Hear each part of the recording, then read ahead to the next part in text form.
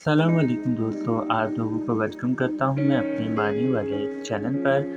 اور آج جو ہے میں آپ کے لیے ایک اچھی ویڈیو لے کر آیا جس کے اندر ہم حضرت عمر رضی اللہ تعالیٰ عنہ کا پیغام سنیں گے جو انہوں نے دریائے نیل کے نام پر جو ہے وہ لکھا تھا۔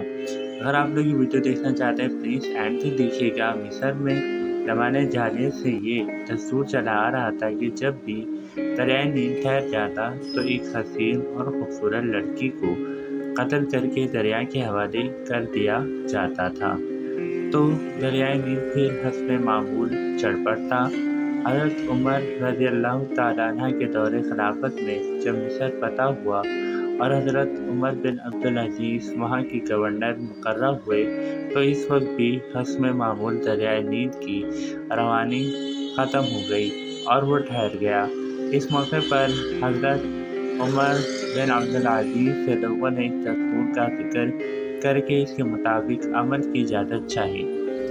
حضرت عمر بن عبدالعزیز نے فرمایا کہ یہ جاہلیت کی رسم ہے، ہم ایسا نہیں کریں گے، البتہ امیر المومنین حضرت عمر رضی اللہ تعالیٰ عنہ سے میں مشورہ ضرور کروں گا۔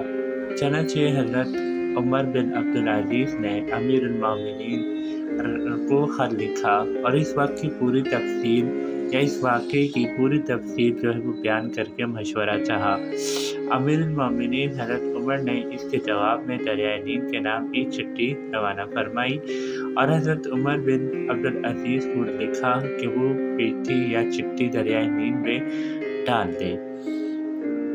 اس چٹھی کا مضمون یا چٹھی میں جو لکھا ہوا تھا وہ کچھ اس طرح لکھا ہوا تھا: یہ اللہ کے بندے عمر کی طرف سے دریائے نیل کے نام۔ اما بعد، اگر تو یہ دریائے نیل اپنی طرف سے جاری ہوتا تھا تو مت جاری ہو، اگر اللہ وحدہ لا شریک نے تجھ کو جاری کیا تو ہم اسی سے سوال کرتے ہیں کہ وہ تجھ کو جاری کر دے۔ حضرت عمر بن عبدالعزیز نے یہ چٹھی دریائے نیل میں ڈال دی۔ سبحان اللہ، کتنی اچھی بات ہے۔ ڈالنا ہی تھا کہ دریائے نیل خوب تیزی کے ساتھ روا دوا ہو گیا۔